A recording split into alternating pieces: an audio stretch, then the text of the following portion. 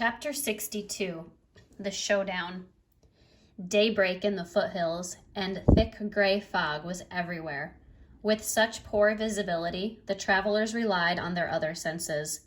They smelled salty air, they felt sandy soil, they heard seagulls screeching and waves breaking, and then they heard the long, low note of a ship's horn. Somewhere in the distance, hidden by the fog, was the ocean. As if to answer the ship, there came another long, low note. But it wasn't a horn, it was a howl. A wolf was following our friends. Brightbill beat his wings and squawked, "Mama, run!"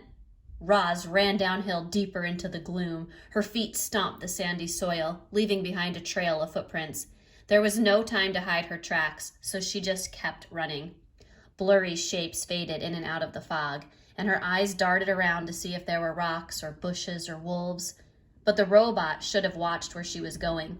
She slipped and thumped into the sand, and before she could get up, Shadow was on top of her. The wolf was heavy and strong. He pinned Roz to the ground and locked his teeth onto her tool belt.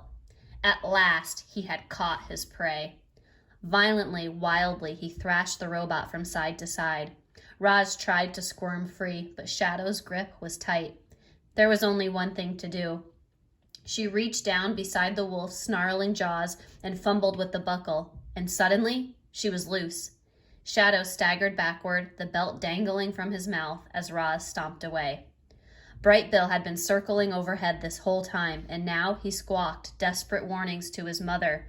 "Look out for those rocks! Shadow is gaining on you! There are buildings ahead!" Roz burst through a row of hedges and onto the main street of a seaside village. It was still early, and it was still foggy, and Roz was halfway through the village before anyone saw her. A man had just left for his morning walk when the robot and the wolf came galloping down the street.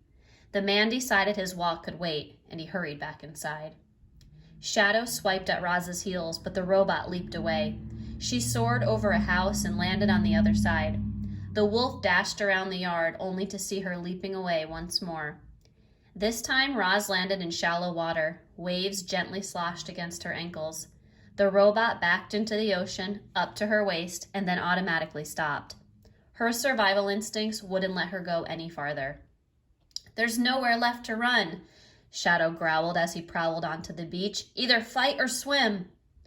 Roz was trapped. Her body lurched forward and backward as her computer brain struggled to find an escape. And then Brightbill came to her rescue. "This way, Mama!"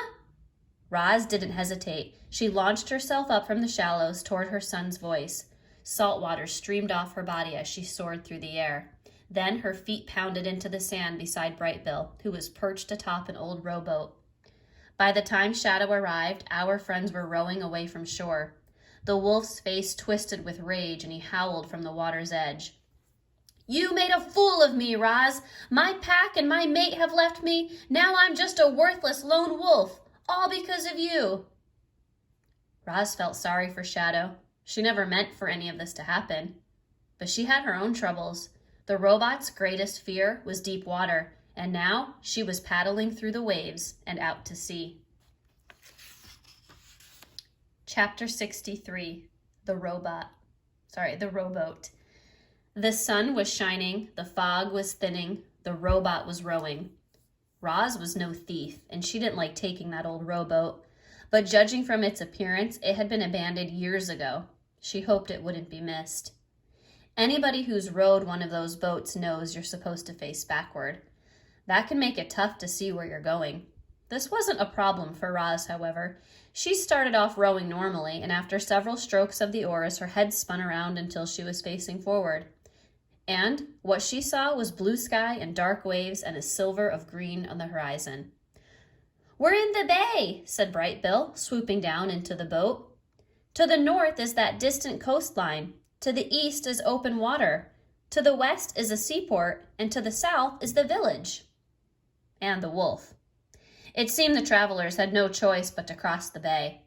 Luckily, Roz could row long and fast. Brightbill settled in for the ride, and the robot's mechanical muscles started pumping. She pulled and pulled and pulled on the oars, and the robot glided through the waves. Roz was nervous. Time and again, the robot's survival instincts had stopped her from going into deep water. Now, an old rowboat was all that separated her from the murky depths. She couldn't wait to feel solid ground beneath her feet again.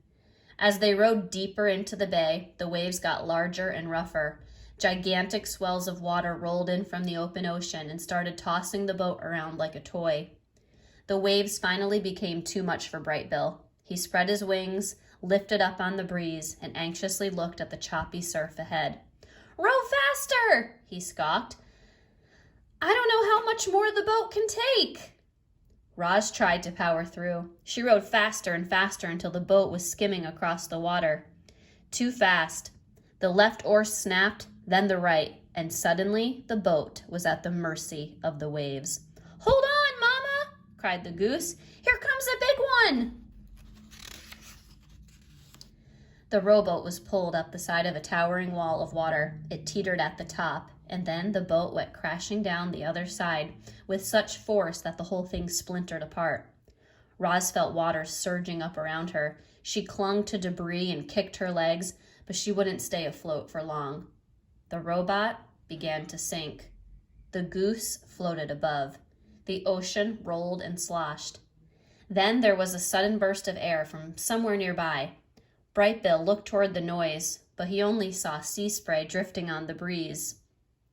And when he looked back to his mother, she was dipping below the surface. "What can I do, Mama?" Brightbill cried from the air. "Tell me what to do." "There is nothing more you can do," came Roz's gargling voice. "I am sorry." The young goose could only watch as the ocean dragged the robot down, down, down.